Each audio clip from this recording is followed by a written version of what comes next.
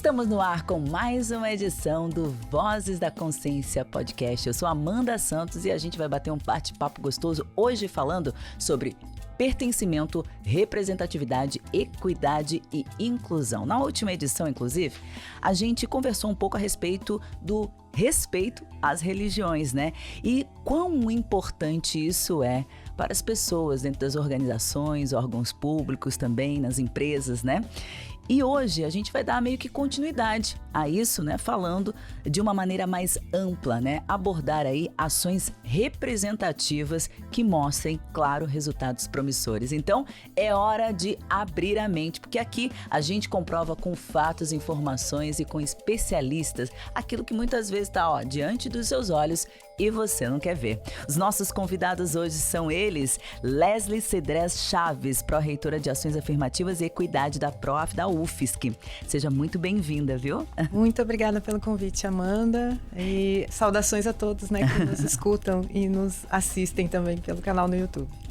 E aí também temos o Fábio Garcia, historiador, professor e fundador da editora Cruz e Souza, que trabalha com livros e autores ou personalidades negras. Seja bem-vindo, Fábio. Muito obrigado, Amanda. É um prazer retornar sempre ao Voz da Consciência, um programa, um podcast já reconhecido pela sua qualidade e seriedade. Obrigada a vocês pelo convite e também, né, por estarem aqui e destinar esse tempo para dividir um pouquinho de conhecimento com a gente, viu?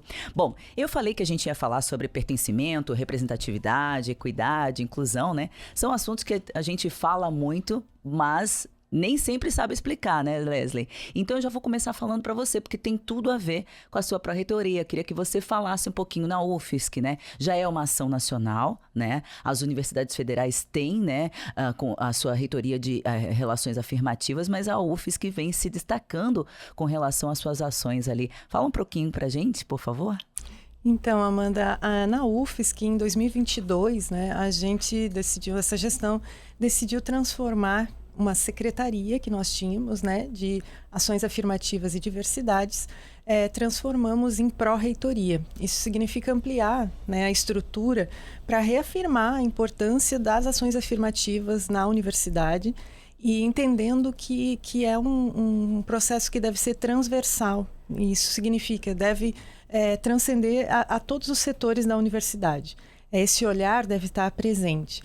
Então se criou a pró-reitoria, né, que é um órgão da gestão ligado direto ao gabinete da reitoria, para que essas ações afirmativas, enfim, diversas que a gente tem na universidade, tomassem ainda mais corpo. Então, como você bem mencionou, hoje, desde 2012, né, as ações afirmativas são leis, né, nas universidades públicas, então todas as universidades têm que ter ações afirmativas para ingresso dos estudantes. Mas as estruturas que cuidam dessa parte nas universidades, elas são muito diferentes, muito diversas, porque não há uma obrigatoriedade em ser uma estrutura específica. Então, as pessoas nas universidades organizam, cada instituição organiza seu modo. Na UFSC, a gente decidiu criar uma pró-reitoria para ter essa estrutura um pouco mais robusta e cuidar melhor das ações afirmativas, né? Arrisco dizer que a gente é uma das pioneiras que tem essa estrutura. Em outras instituições, ou são secretarias, ou às vezes comissões, que são grupos, e não chega a ser nenhuma estrutura, né, organizacional. Então, nós somos uma das primeiras universidades públicas federais, né, que tem uma estrutura para cuidar especificamente das ações afirmativas. Na maioria das instituições, o que a gente vê ou são estruturas menores, ou estruturas que congregam a assistência estudantil e as ações afirmativas. Na UFSC, nós temos duas estruturas separadas, né? Uma cuida só das ações afirmativas, que é a nossa, Pró-Reitoria de Ações Afirmativas e Equidade, e tem ainda a Pró-Reitoria de Assistência Estudantil, né? Assistência Estudantil e Permanência, né, dos estudantes, né, que vai cuidar exclusivamente dessa parte, do pagamento de bolsas, da casa do estudante, do restaurante universitário, todos os equipamentos, né, que a gente chama, necessários para a permanência do estudante. No nosso caso, a gente vai cuidar de tudo que tem a ver com as ações afirmativas e a permanência pensada não como o pagamento de auxílios pecuniários, que isso a gente não faz, né, porque já tem uma estrutura que cuida disso, mas sim nesse acolhimento do estudante e na construção de estruturas que possam, né, receber esse estudante para que ele se sinta em casa, né, que a universidade seja o lugar dele, ele se sinta pertencente a esse espaço, porque é um direito desses estudantes estar, né, na universidade. Mas a gente sabe que muitas vezes as universidades, de modo geral, podem ser ambientes hostis, enfim, em que muitas vezes essas desigualdades acabam gerando certos conflitos. Então, nossa ideia é construir um espaço mais equitativo, né? Por isso, o termo equidade fez parte, né, da criação dessa estrutura, para a gente pensar onde há desigualdades, o que a gente pode equilibrar para que todas as pessoas que estão na universidade tenham o mesmo acesso às oportunidades que a universidade pode oferecer, né? Então, é esse o nosso objetivo, né? Começar a fazer articulação entre todas as estruturas da universidade para que a gente crie um ambiente mais equânime, né? Enfim, que respeite os direitos humanos e que todas as pessoas possam viver plenamente as oportunidades, né, na instituição. Perfeito. Agora, com base a estudantes, estendendo isso, né, a gente sabe que o conhecimento é o estudo e o estudo está aí, eterno nos livros, né? Hoje, claro, a gente tem eles online também, mas nada como um cheirinho de livro, né, gente? Já passando a palavra para o Fábio, a gente conhece, para quem conhece a editora Cruz e Souza, ela já é uma editora renomada por trazer aí muitas personalidades negras que foram apagadas ao longo do tempo, né? E o Fábio é fundador, ele se diz um mero fundador, como se fosse uma coisa simples. Só que ele só fala de gigante, só fala de gente maravilhosa. Então, já queria perguntar, quando foi que Fábio Garcia, historiador, professor, disse: eu vou montar uma editora e essa editora Foi sempre a tua curiosidade por resgatar essas memórias que foram aí esquecidas, Fábio? Bom, Amanda, é muito bacana estar aqui nesse programa junto com a Leslie, junto com a professora, porque falar de inclusão, falar da importância da educação, né, no estado de Santa Catarina, tem tudo a ver com a minha trajetória de mais de 20 anos dentro do movimento negro. Então, quando a professora estava falando das ações da UFSC, eu estava aqui anotando o início de tudo isso lá na UFSC, né, em 2002, quer dizer, já tem mais de 22 anos, que a gente iniciou um trabalho na UFSC de sensibilização sobre sistema de cotas, né, política de cotas, história da África, que na época a UFSC não tinha na sua grade curricular o ensino de história da África. E foi passando o filme, né, da gente entregando aqueles flyers na fila do RU, os alunos perguntando: mas o que é isso? Agora vai ter cota e vão tirar minha vaga e vão tirar a vaga do outro. E a gente, então, em cima muito dessas dúvidas, uma das nossas primeiras palestras tinha o título Cotas para quê? Né? Solução ao problema. Então a gente sempre trazia um pouco dessas dúvidas do senso comum como problemática, como título da problemática da palestra. Sim. Né? Bom, e por que ir lá para dizer sobre a editora? Porque mais de 20 anos atuando no movimento negro catarinense, a gente foi percebendo o quanto que o tema, a bandeira da educação, foi um tema sempre muito caro para a nossa população negra. Né? Desde o século XVIII, passando para o século XIX, início do século XX, a educação, ela é o elemento que vai dar o diferencial na vida da pessoa, do indivíduo de origem africana. Né? Então, aquele que era letrado, que sabia ler, que sabia escrever, que se comunicava pelos jornais. Alguém vai estar dizendo: mas isso no século XIX, Fábio? E sim, isso no século XIX. Nós já temos documentação farta, extensa, da presença de escritores, de cronistas negros nos jornais catarinenses a partir já do início do nosso jornalismo. Né? Se a gente for lá para a imprensa nacional, né? O Homem de Cor, do Paula Brito, também século XIX. Né? A primeira metade do século XIX já temos imprensa negra no Brasil. Então isso não é nenhuma novidade. Quando se institui a imprensa, o negro se coloca nesse lugar de constituição desse saber, né?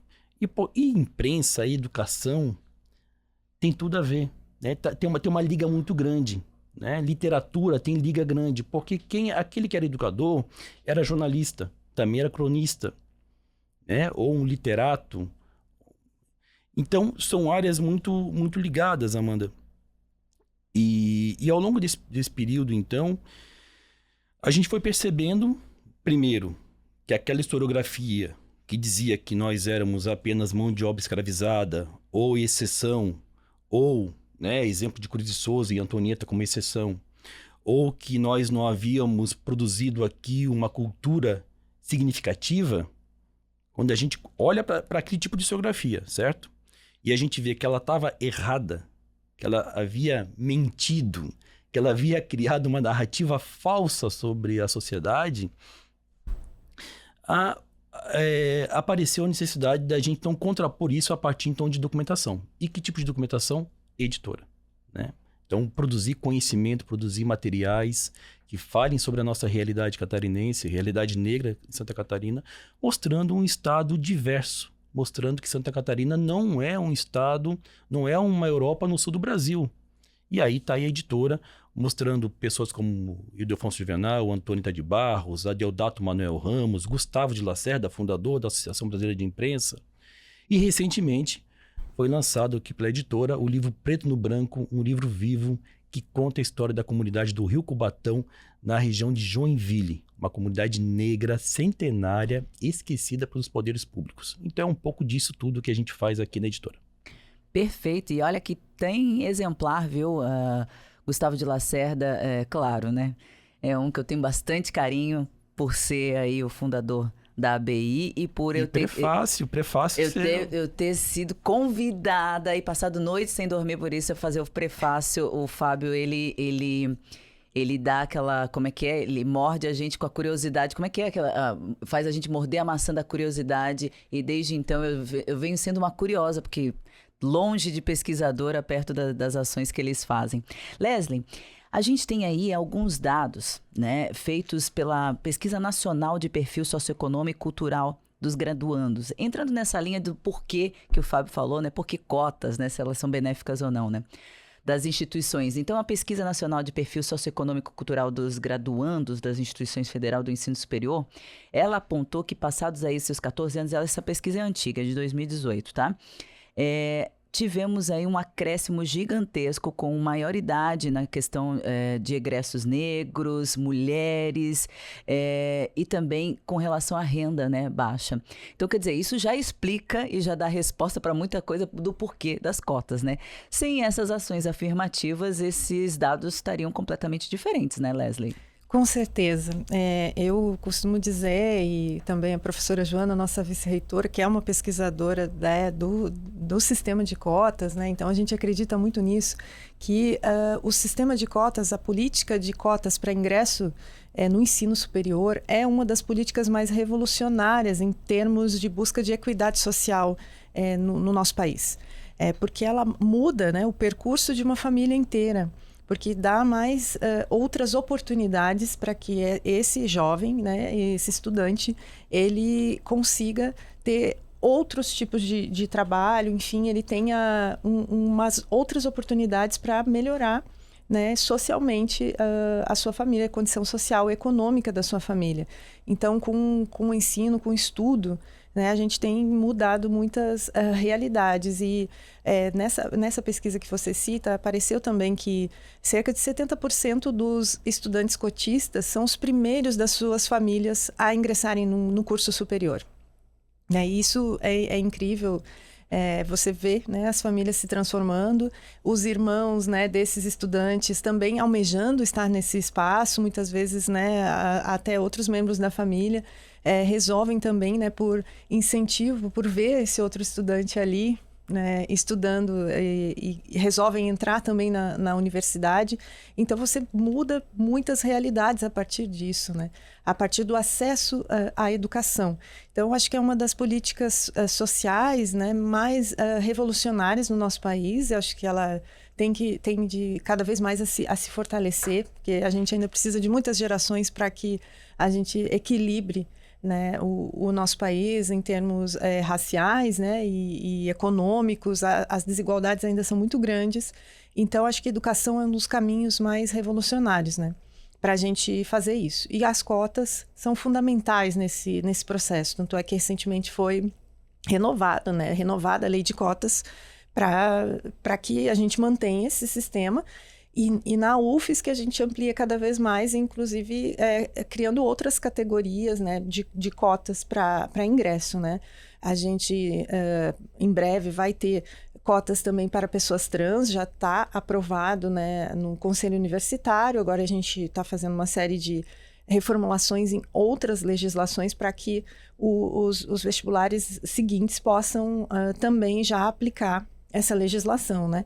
A gente tem cotas para pessoas refugiadas também, ou solicitantes de visto humanitário. Então, acho que são várias frentes, né, que caminhamos nesse sentido de buscar a equidade a partir da educação, porque você abre um horizonte de novas oportunidades para essas pessoas que estão na universidade, enquanto estão estudando e depois que saem para o mercado de trabalho, né? Perfeito. E, Fábio, você que é um historiador que incansável, né? Um dos seus maiores filhos, digamos assim, é Ildefonso Juvenal, né? Você já me contou em uma outra oportunidade, mas eu acho de suma importância dividir isso com a gente, né? Porque Ildefonso Juvenal praticamente faz parte da tua história, né? Um estudo de mais de 20 anos? Mais de 20 anos. E agora, recentemente, você lançou o volume 2, né? Que inclusive está tão incrível quanto o primeiro. Mas eu queria que você falasse, até porque eu quero chegar ainda nas suas honrarias e homenagens relacionadas a essa sua luta cessante por trazer à tona esses gigantes que foram adormecidos, digamos assim. Mas eu queria que você contasse um pouquinho sobre a questão da tua relação com o Ildefonso, que é um casamento. É um casamento. O Ildefonso Juvenal apareceu para mim de uma forma inusitada. Eu estava pesquisando na época um outro maestro, né, chamado João Rosa Júnior, o autor de um dobrado muito famoso aqui em Santa Catarina, de título Daia César, o que é de César. E quando eu fui para os jornais... Dobrado, para quem não conhece. Dobrado é um ritmo musical, um estilo musical militar, né? Então, geralmente, o dobrado ele é um estilo musical de marcha. Sim. Basicamente, a gente tem dois grandes tipos de dobrados. Os dobrados sinfônicos e os dobrados de marcha. O dobrado de marcha é aquele destinado a conduzir a tropa de um lugar, de um ponto A a um ponto B. Uhum. Enquanto eles estão se deslocando, eles vão tocando. E isso vai dando a cadência da marcha. Tá? E tem o dobrado sinfônico, que é aquele executado quando a tropa ou quando o corpo musical já está instalado. E então ele vai se apresentar. Então esse é um dobrado sinfônico. O Daia César, que é de César, é considerado um dobrado sinfônico, né? E, inclusive ele é o hino oficial das festividades do Divino em São José, tá? Da banda de São José. Pois bem, estava estudando sobre o João Rosa Júnior e fui para os jornais. Pensei, bom, se ele foi um cara famoso, conhecido na época dele, ele deve ter passado pelos jornais. Encontrava pouca coisa, Amanda, pouquíssima coisa. Mas aparecia muito um sujeito chamado Ildefonso Juvenal, um outro amigo dele, João Rosa Júnior, Trajano Margarida, e outros. Mas aquele Ildefonso foi me incomodando, porque página a página, dia após dia, ele aparecia em notas maiores, notas menores, com crônicas próprias, com informações sobre ele. E eu queria o João Rosa. Até que um certo momento, acho que foi Preciso me entregar para esse nome aí. Uma voz celestial chegou para mim e falou assim, ô Fábio, você está procurando uma pessoa e a gente está te mostrando um coletivo. Quando eu entendi porque até aquele momento eu ainda estava com uma visão histórica a partir da historiografia oficial ou tradicional. Ou seja, aquela que nos via como escravizados, como exceção ou como incapazes de gerar uma cultura própria. Quando eu superei essa primeira camada e entendi que no pós-abolição a população negra em Santa Catarina ela estava ocupando diversos lugares, diversos cargos, diversas camadas sociais, aquilo ali foi revolucionário, tá? E aí sim, aí o Ildefonso, aí acho que foi uma entrega completa, né? Porque daí eu voltei para os jornais, para as revistas, e nesses 20 e poucos anos pesquisando sobre essa figura, já reuni mais de 400 artigos dele em jornais e revistas, e reuni 17 livros que ele publicou em vida. Então isso já foi alvo de exposições, já foi alvo de diversas palestras, matérias na imprensa catarinense, eu acho que podcast, diversos nossos aqui. O primeiro livro, então, que a gente reúne as obras do Ildefonso foi finalista do Prêmio Jabuti em 2021. Ficou entre os 5 melhores livros de crônicas do país. E o volume 2, que foi lançado ano passado, está concorrendo esse ano. Vamos esperar aí ver o que o futuro nos aguarda. Quando que sai o resultado? Novembro. Aí, junto com vozes aqui, deve estar acontecendo por essa semana agora. Bom, e a gente tem aí outros tantos que ele falou, né, Leslie? Mas a gente sabe também que dentro das faculdades existe uma movimentação também para que os alunos possam reconhecer, né, ou conhecer, né, essa história de fato, né? É uma preocupação também, mas eu vou juntar junto com uma pergunta que você falava muito sobre questões afirmativas como um todos para tornar tudo, de fato, né, tenha essa equidade, né? Vocês recentemente ganharam aí o selo Todos Nós, né, concedido pela Associação Nacional para a Inclusão de Pessoas Autistas, né? E também peguei um outro apanhado aqui, onde vocês saiu uma reportagem falando a respeito dos lares, seria isso? Dos abrigos, das casas para os indígenas, né? Então, são duas questões completamente distintas, mas que entram dentro exatamente do nome, né? Que são ações afirmativas, né? Sim, sim. A gente trabalha, né, em 3 frentes principalmente, né? Que através de coordenadorias que estão dentro dessa pró-reitoria, né? Então, tem a Coordenadoria de Acessibilidade Educacional, que vai tratar, né, de todas as questões de acessibilidade e de adaptações necessárias, né, para que as pessoas com deficiência possam cursar plenamente a sua graduação. Também a gente tem interlocução com o ensino básico, porque a UFSC tem o Núcleo de Desenvolvimento Infantil, né, que é para crianças de 0 até 5 anos, e o Colégio de Aplicação, que é todo o ensino básico até, né, finalizarem o ensino médio. Então, a gente também tem interlocução com a educação básica, enfim, dentro desse processo da acessibilidade na universidade. E houve um aumento, né, grande de pessoas com deficiência na universidade. Isso é muito bom, né? É muito interessante a gente ver as pessoas procurando, né, a instituição para estudar. Então, é um número crescente, né, de pessoas com diferentes tipos de condição, né? Então, a universidade tem que pensar, né, estar aberta a isso enfim, construir um ambiente para que as pessoas possam cursar plenamente, né, as suas graduações ou qualquer nível de estudo que ela esteja ali na universidade. Ainda a gente tem mais uma frente que é a Coordenadoria de Enfrentamento à Violência de Gênero, né? Então, a gente tem diversidade sexual e enfrentamento à violência de gênero, que trabalhamos com as questões relacionadas, né, a gênero dentro da instituição.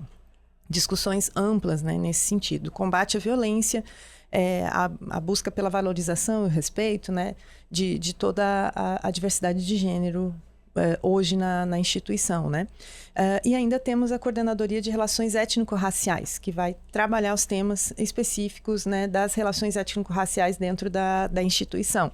Né, o Fábio citava, né, o trabalho que ele faz é importantíssimo, né, nesse resgate dessa história que não é contada, né? E isso é muito caro para nós também, porque a gente faz esse trabalho de também incentivar que nos currículos de toda a instituição sejam incluídas essas referências, né? Essa história que tanto o Fábio trabalhou, né? E que o Fábio, né, acho que para os ouvintes saberem, tem uma importância também na história da UFSC, né? Porque fez esse trabalho de militância, como ele citou lá no início, né? Lá em 2002. Então, a gente chega hoje também a uma pró-reitoria porque essas pessoas estiveram conosco naquele momento, né, na luta para a inclusão dos estudantes, para a mudança dos currículos, para os concursos públicos, que é outra frente que a gente está agora também atuando para ampliar as cotas e tornar mais efetiva a entrada das pessoas, né, também como trabalhadoras na instituição. Isso passa por nós também ali na PROAF, né? E você citou essas duas questões, a gente ficou muito feliz em receber esse selo, né, que é de uma Associação Nacional das Pessoas Autistas, né, e renomada. E eles, né, têm um trabalho incrível.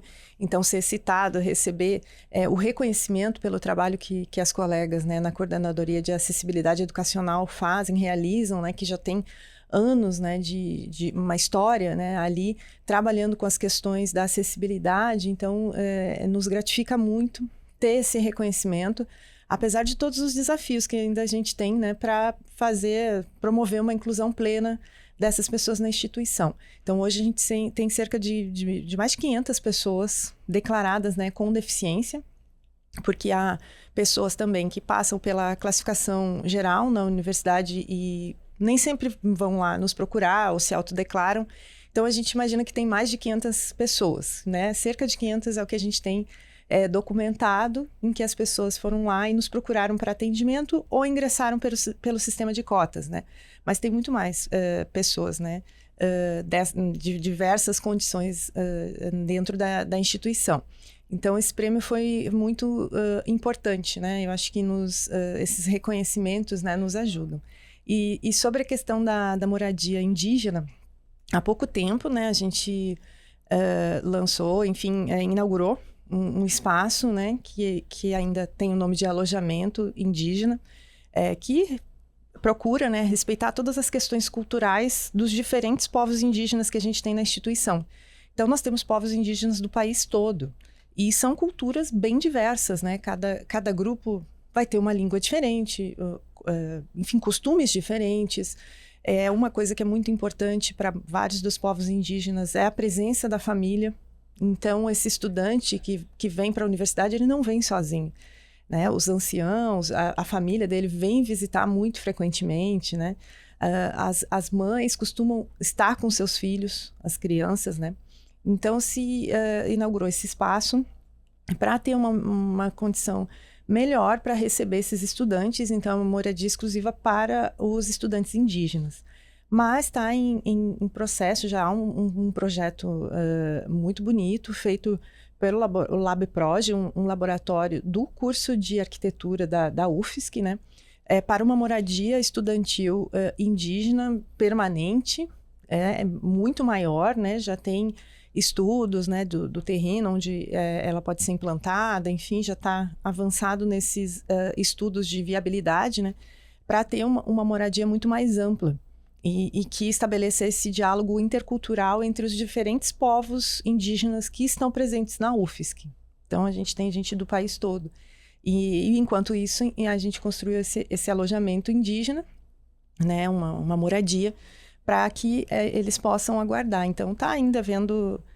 isso ainda demora, porque é uma moradia bem grande que será feita, né? Enfim, então tem questão de captar recursos, como, enfim, viabilizar, né? E infelizmente, esse é um dos nossos desafios nas universidades públicas do país todo, né? Lidar com os cortes de recursos constantes, né? Enfim... e ainda promover as políticas, não deixar de assistir os estudantes e as pessoas, enfim, a comunidade universitária, mesmo diante dessa difícil realidade, né? Mas a gente continua avançando, apesar dessas dificuldades.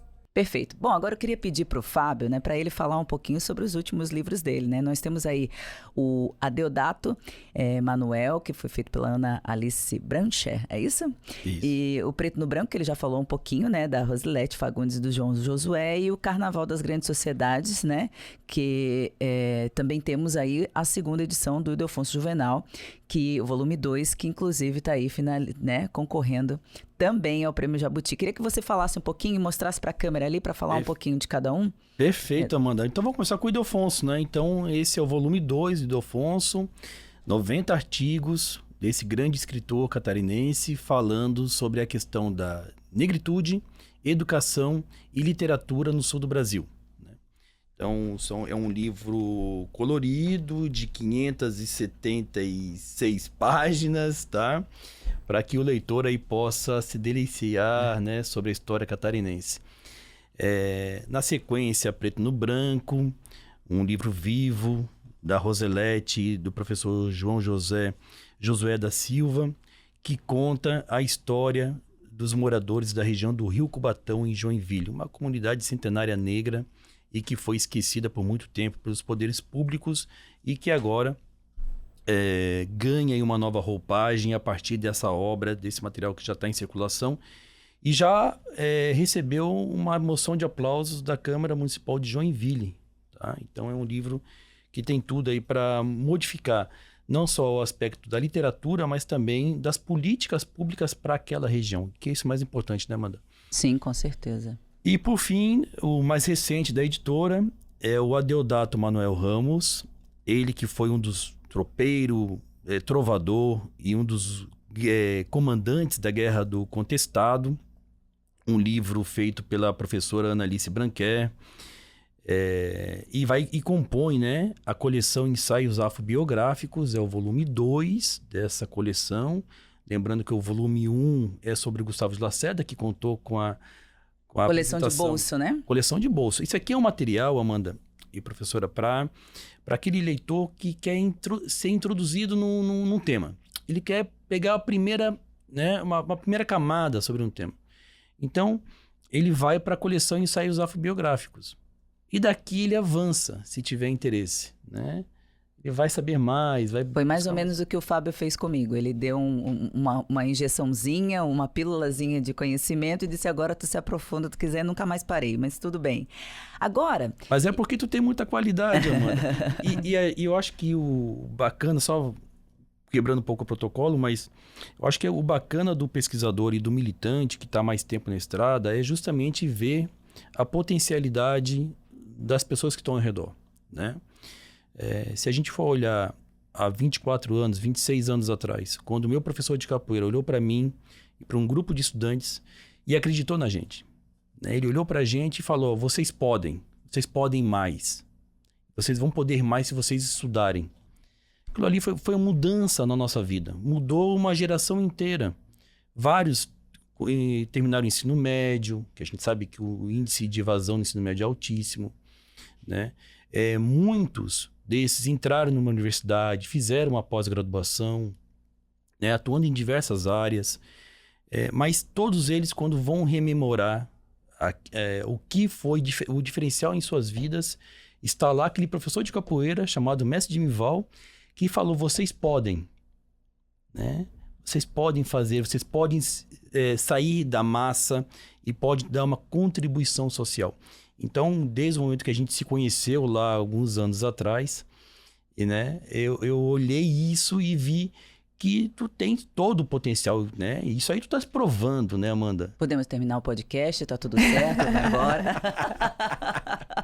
Fábio não tá dizendo nenhuma mentira, né? Nenhuma mentira. Não é nenhuma mentira. Não foi combinado, tá, gente? E tá vindo do coração, acreditem. É verdade. Bom, dando continuidade agora, que eu fiquei sem jeito, vamos lá, vamos começar, porque a gente estreou um quadro recentemente e eu queria colocar em prática então. Então é hora de Consciência Limpa.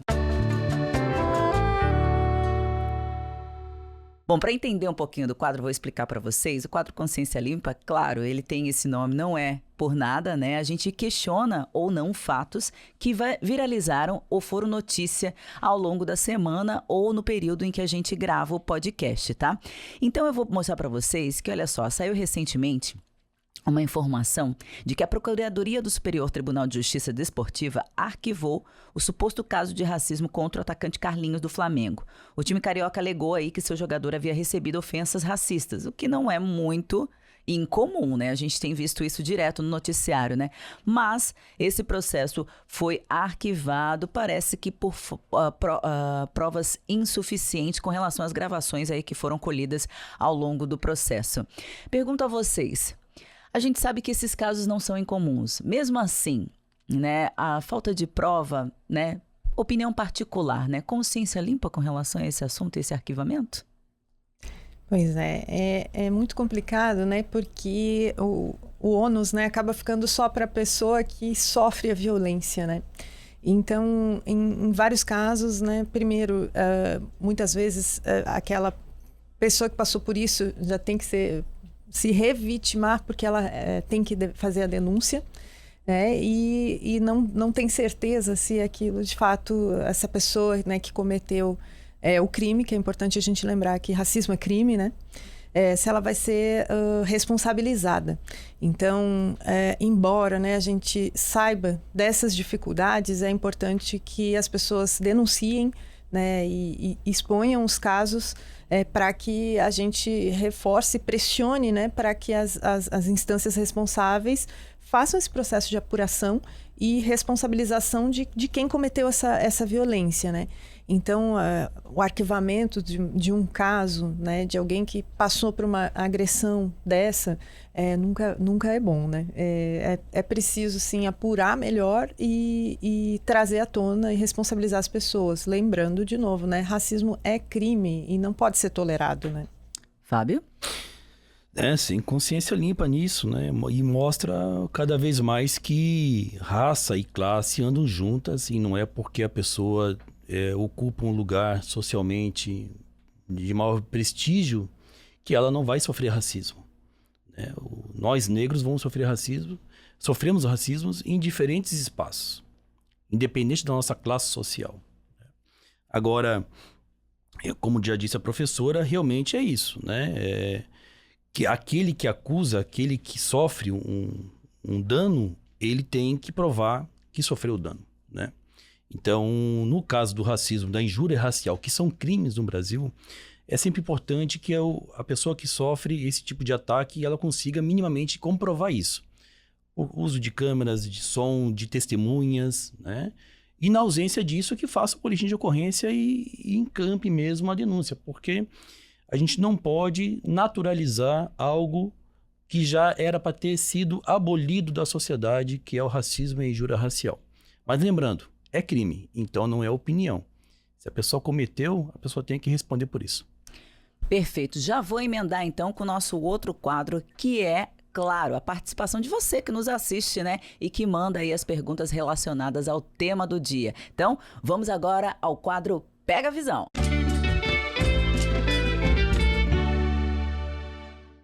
O quadro Pega a Visão é o seguinte, é a hora em que os internautas passam para a gente, seja por rede social, seja por telefone, enfim, as perguntas relacionadas ao tema. A gente sempre tenta pelas nossas redes sociais, né, passar um pouquinho, dar um spoiler do que vai vir pela frente.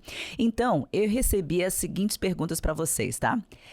Eu queria que vocês respondessem de uma forma muito objetiva, mas bem pessoal mesmo, tá? Quando que vocês se descobriram negros em movimento? Ou seja, quando vocês viram que tinham um lugar de voz e passaram a usar isso para questões de ações afirmativas?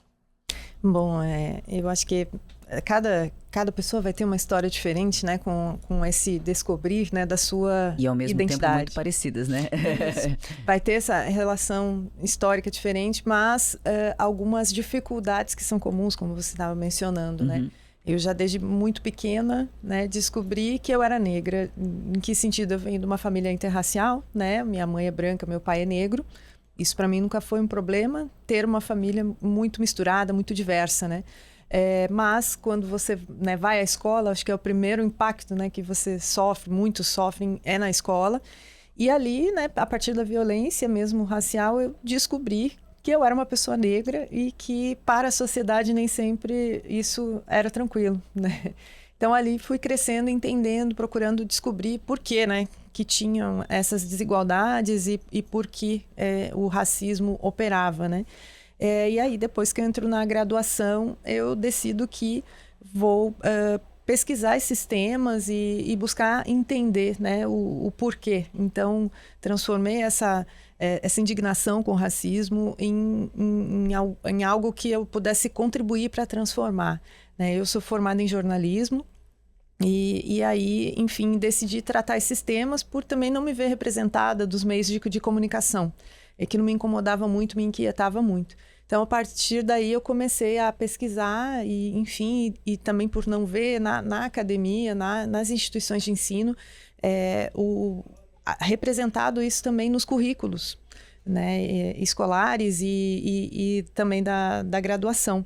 Então, por não perceber essas referências, eu fui catando, procurando essas referências, porque elas existem, né? Tá aqui o Fábio para nos comprovar.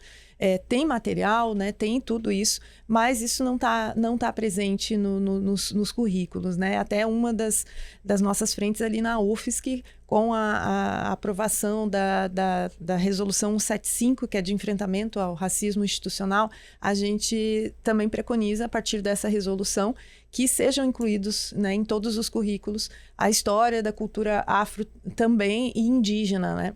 Que já é uma lei no Brasil, né? Isso, a Lei 10.639, né?